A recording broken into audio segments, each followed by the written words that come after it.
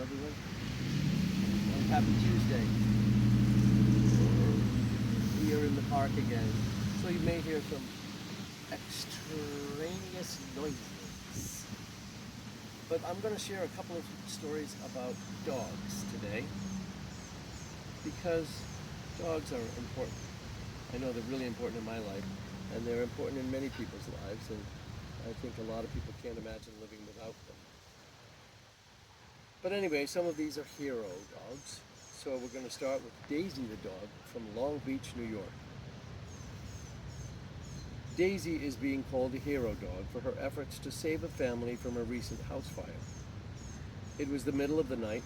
She was next door to the home, and she wouldn't stop barking. One of her owners finally got out of bed to see a commotion that got Daisy agitated.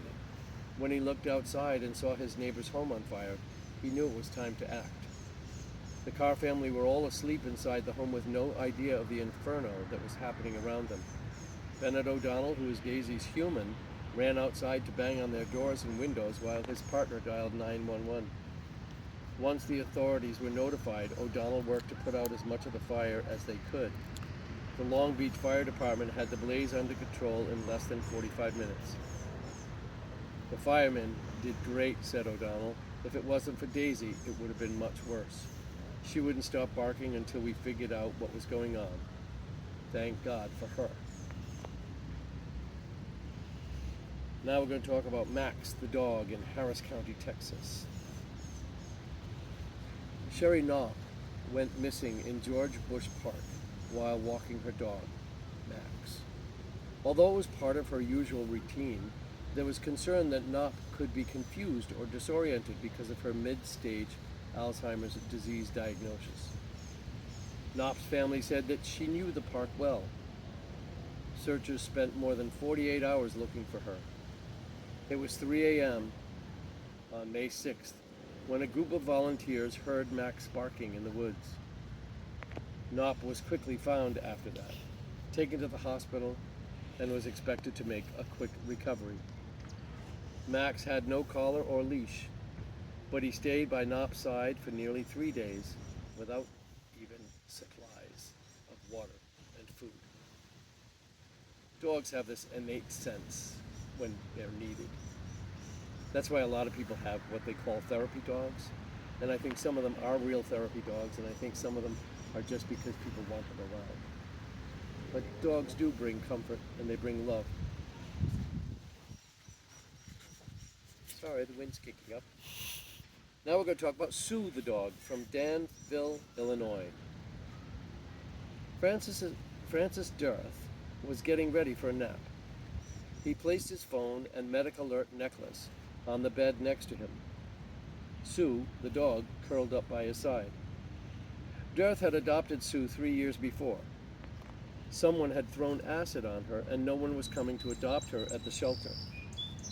The attendant said that they would have to euthanize her in 3 days. So she found a new loving home at that moment. When Francis got up from his nap, he got dizzy and felt pain shoot up his leg. It caused him to collapse, and he couldn't reach his communication devices. His wife was working a 12-hour shift, and no one was in the house. Sue, the dog, was told to ask for help, so she started barking at every window. The pain kept getting worse. No one knows for sure what happened next, except that Sue triggered the medical alert device. When monitors couldn't speak with Francis, they sent paramedics right over. A massive infection was happening in Durth's leg. Doctors had to amputate it to save his life. But without Sue triggering the alert for help, the outcome could have been much different. Durth said, "I use a three-wheeler to get around now, but Sue stays right by my side. She's a part of me. I wouldn't trade her for anything. She's the reason I'm alive today." Now we're going to talk about an anonymous good boy from Hampshire, UK. A mom was taking a walk with her dog and her 2-year-old daughter in Hampshire in the morning. 2 men approached the young family, saying they were interested in their pet. When they got close enough, one of the men grabbed the toddler and tried to run away with her. The family dog, who has not been named, wouldn't let that happen. He took off after the would-be kidnapper, constantly biting his leg, until he finally let the little girl go. Can you imagine? Can you imagine being that parent and your toddler gets taken away and the dog keeps biting them until they let the little girl go? Dogs also know and sense danger. Another one that we give thanks for. Now we're talking about Tinsley the dog in Vermont. In January, Cam Laundrie was in an automobile accident where I-89 and I-91 come together in Hartford. He's facing a drunk driving charge for the incident, but he's also grateful to be alive. Laundrie was thrown from his truck during the accident.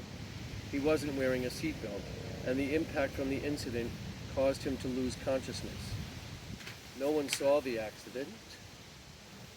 The police department started receiving calls about a dog on the bridge leading to Vermont. When the officer tried to catch her, she refused to be corralled. Once began to listen to her. She took them directly to the crash site. When Laundrie woke up, he found Tinsley by his side, with a state trooper rendering assistance. Her reward was a large venison dinner. Now, I don't know about you all, but I have two little dogs, and that they haven't saved my life, but they save my mood. They bring me joy every time I walk into the house. The two of them come trotting with their little tails wagging, as if to say, "Welcome home, Daddy. Come and play with us." It's been only once in my life that I didn't have a dog, and I couldn't imagine not having one again.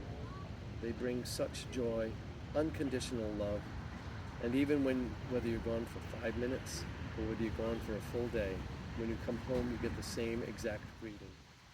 They come, they run, tails wagging, and all they want to do is welcome you back home. Sometimes I actually get down on the floor with them, and Darcy will come running up underneath me and roll over on her back and start licking me as I'm down on the floor playing, and Duke just kind of curls sideways with his tail wagging. I'm blessed to have animals because they bring me and my partner Glenn great joy.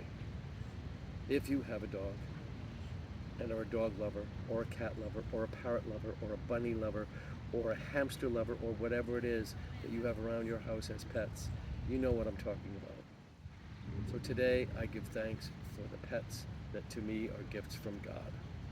And if you don't have a pet and are not a pet lover, I hope you celebrate for us who do. God bless you all and have a beautiful rest of your day.